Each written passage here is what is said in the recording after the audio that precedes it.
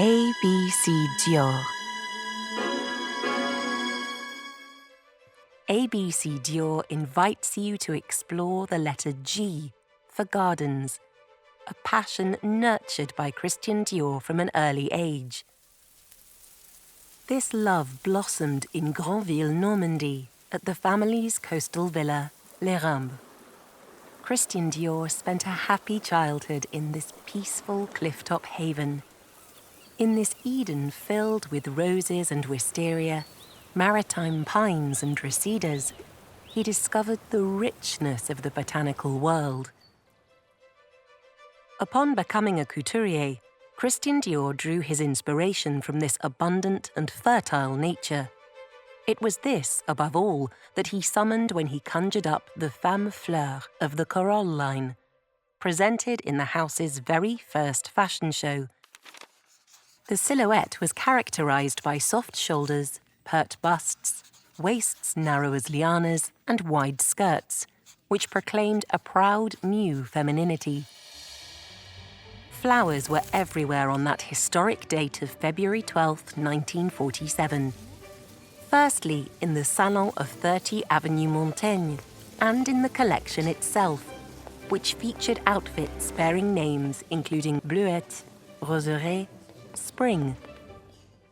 In 1947, Christian Dior, with the help of his friend Paul Vacher, has outlined the olfactory portrait of a dream garden through the bewitching bouquet of Miss Dior, a sensual floral chypre and an emblem of modern femininity. In 1948, Christian Dior purchased an old mill at Milly-la-Forêt, several dozen kilometers from Paris. After completely renovating the building, he entrusted his gardener with the task of creating a garden evoking the modest simplicity of his beloved Normandy. It was in Montauroux that a few years later he found the refuge in which to completely detach. Constructed in the sun-drenched Var region, the Château de la Colle Noire became the perfect setting for practicing the art of botany. In the 50 hectares surrounding the majestic Provençal residence, he immediately laid out fields of jasmine, centifolia roses, and French lavender. This fragrant Olympus would earn Christian Dior the nickname of the Couturier of Flowers, and remains the cradle of Dior perfumery, thanks to the many gardens of fragrant plants cultivated by the house in the countryside around Grasse. After women, flowers are the most divine creations. Perpetuating this sentiment, the house continues to highlight the treasures of the Normandy region through Le Jardin Dior de la Rose de Granville, an open-air laboratory where nature, research and science intersect. This unprecedented project, with a sustainable and eco-friendly focus, aims to enhance the inherent qualities of the Rose de Granville, a unique variety bred exclusively for Dior cosmetic treatments, whose benefits are at the heart of the Dior Prestige skincare range.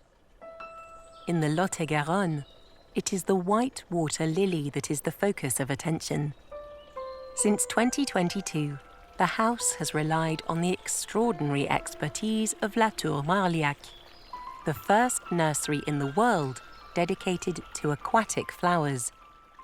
More broadly, the house is expanding initiatives to promote the power of flowers and their importance both for biodiversity and the advancement of local communities.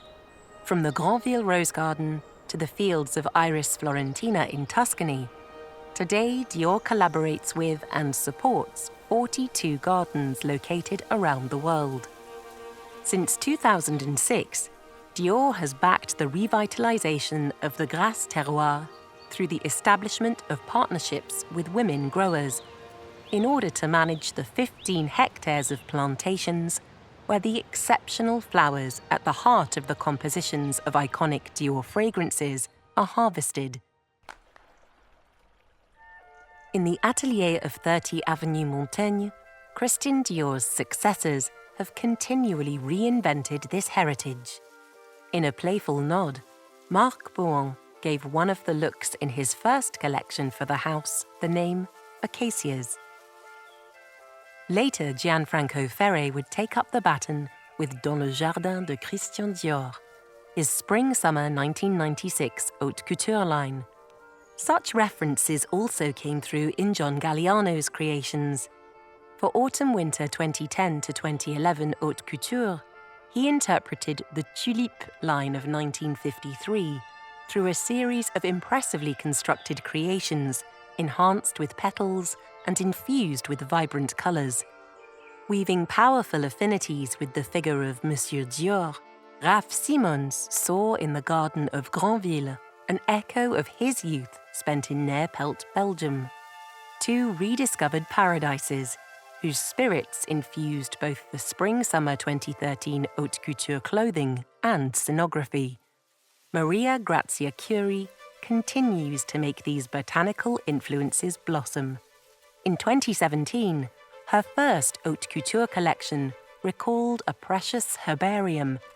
For Spring-Summer 2020 ready-to-wear, a series of snapshots of Catherine, the couturier's darling sister with whom he shared a love of nature, inspired creations that simultaneously question humankind's place on the planet and how people can act to protect its beauty. Kim Jones, in turn, transposes this fascination to the male wardrobe, punctuating his designs with floral motifs and virtuoso embroidery featuring rosebuds and sprigs of lily of the valley.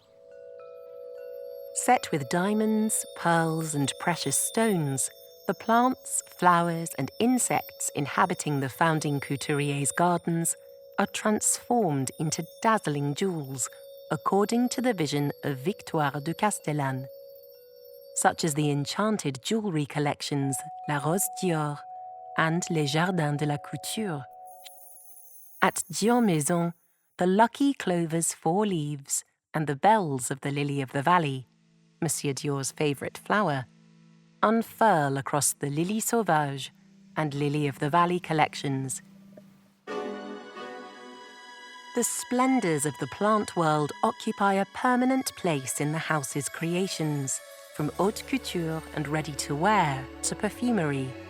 A couture nature, an inexhaustible source of inspiration through which the heritage of Christian Dior shines.